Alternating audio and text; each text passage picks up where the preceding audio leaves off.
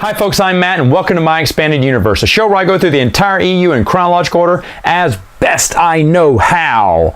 Alright folks, we're going to continue on with the Marvel comic book series by Archie Goodwin, and last time I left you off on issue 35, and I should have been more specific there. You're only supposed to read maybe the first part of 35. I'm usually not for this, but I wanted to talk about Star Wars 35 and compare it to Vader's Quest, and because Vader's Quest comes first before all this, but there's actually a leftover story from 35 that I never continued with you. So you fit Vader's Quest in there, and you fit the annual in there, and then you fit the next half of Star Wars 35 in there.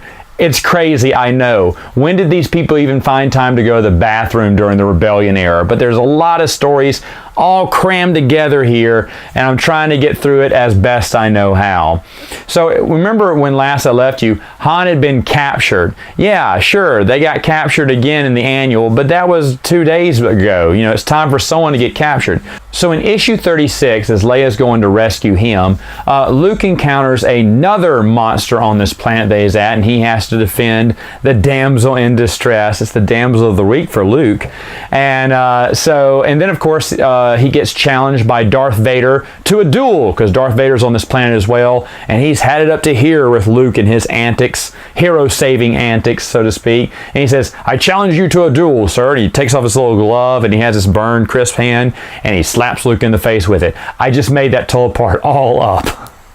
Anyway, in issue 37, Luke battles Vader on the planet, and Vader tricks him by creating a force vision to where he thinks he's fighting Vader, but he's actually fighting the Baron Tag, who has been a villain actually since issue 35, and Luke kills him, thinking it's Vader though, and then only later, after he makes the killing blow, does it reveal to be Baron Tag, and curse you Vader, you tricked me and you got away.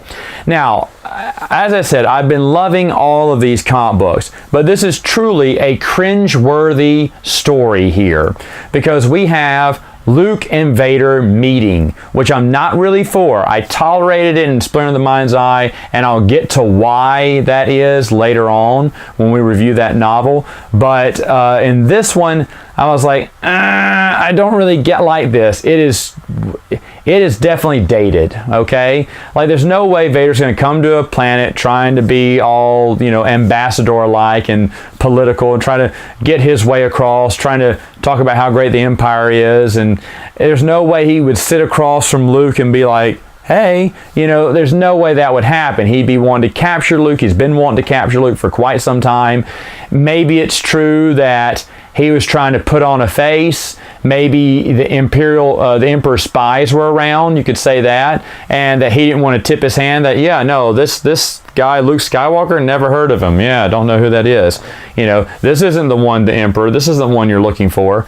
Maybe you could say that, but that's even too far of a stretch. So this one little run here I wasn't a big fan of, because it's just like, no, you don't want them to meet. They're not supposed to meet yet, because if they meet too soon, it almost cheapens it does cheapen what Empire stood for, right? Because Vader's been looking for him this whole time to tell him something.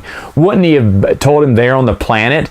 I mean, that's more remote than, you know, how they ended in Empire. So it's understandable that they didn't know anything about that, and they just wanted to create fun content, and what better way to do that than bringing Luke and Vader together? I get it. Anyway, folks, that's all the time I have for now. See you next time with another video.